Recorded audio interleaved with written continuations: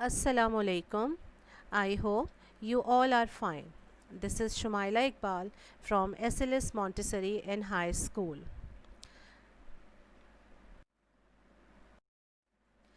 In this video, we are going to study the characteristics of all living things. At the end of the lesson, you will be able to know about the following main points. Number 1, cell is the basic unit of all living organisms. Number 2, comparison of plant cell and animal cell. Number 3, functions of the organelles of plant cell and animal cell. Main characteristics of all living organisms.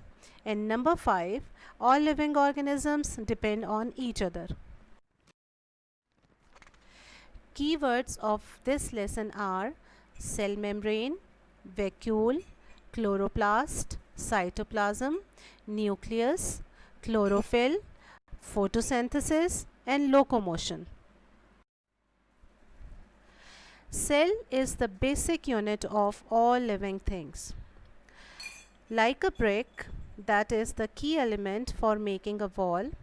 So like this, cell is the building block of any living being. Here you can see two cells, plant cell and animal cell. Plant cells and animal cells both have some common features, like they both have cell membrane, they both contain cytoplasm and a nucleus. A plant cell has one large vacuole which keeps all the other organelles aside, while an animal cell has many small vacuoles. Let's see the comparison of a plant and animal cell. Number 1, plant cell and animal cell both have a cell membrane. Number 2, they both contain cytoplasm and nucleus. Number 3, a plant cell has one large vacuole and an animal cell has many small vacuoles.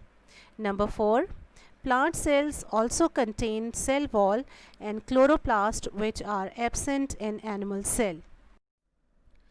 Let's discuss some characteristics of living things which make them different from non-living things.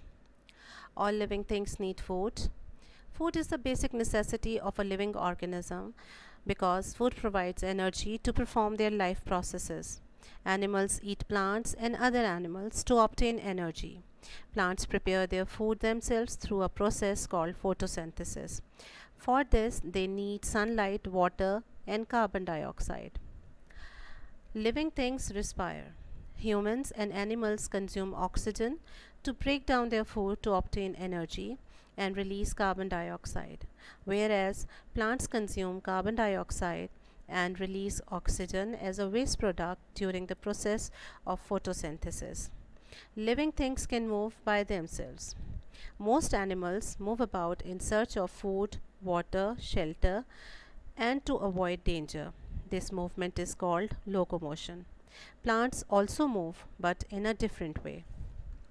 Living things have sensitivity because they respond or react to things which happen in their environment. An animal runs away when realizes danger. We move our hand quickly when we touch a hot pot. Plants can also react to their environment, like mimosa plant. It closes its leaves when touched by someone. Living things grow and go through a life cycle. You must have experienced growth among plants, animals, and human beings. Living things excrete. Removal of waste products from the body is called excretion. Plants need to excrete excess oxygen. Oxygen is a waste product of photosynthesis. Living things reproduce. Reproduction is the process in which all living things reproduce and they can make new copies of themselves. If a species does not reproduce, it would die out. There are so many tiny invertebrates which are made up of only a single cell. They are so small that they can only be seen under a microscope. They divide into two separate cells. The two cells divide into 4, then 8, and so on. This is called cell division. Students, you all are aware of this fact that all living things breathe, feel, grow, move, eat, excrete, and reproduce. Let's discuss one of these characteristics, that is growth among living and non-living things. When you look around, you will see many non-living things which cannot move themselves. They even don't need food or they don't breathe. Whereas living things have all those characteristics that make them different from non-living things. Now you have to design an experiment to prove that only living things can grow. For that, you can take some grains of wheat, soak them for at least 6 hours, then drain water. Plant them in a pot full of soil, water regularly. In a couple of days, you will observe that seeds will start growing. So, it will be proved that only living things grow, while non living things can't change their size.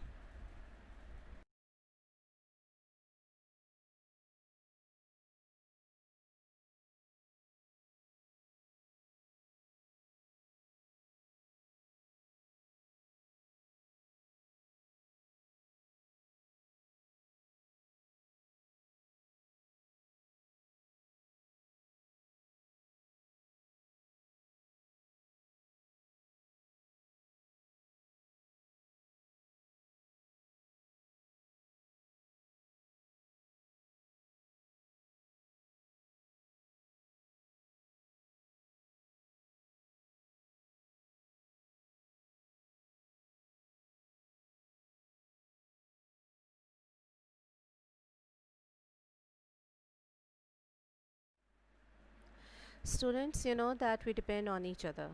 It means that all living organisms are very important for each other to survive. It is give and take. For example, humans eat plants and animals. Animals eat plants and some other animals.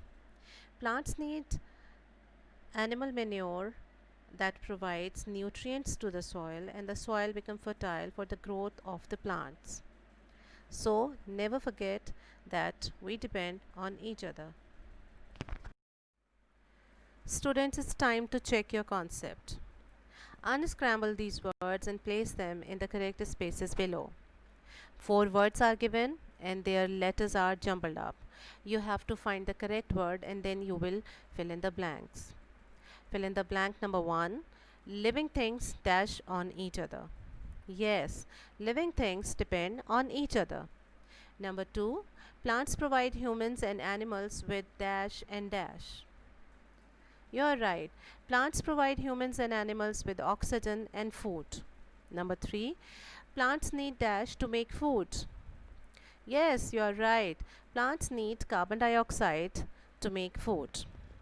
I hope students you have understood the characteristics of all living organisms. In the next video, we will discuss life cycles of different animals. Take care. Allah Hafiz.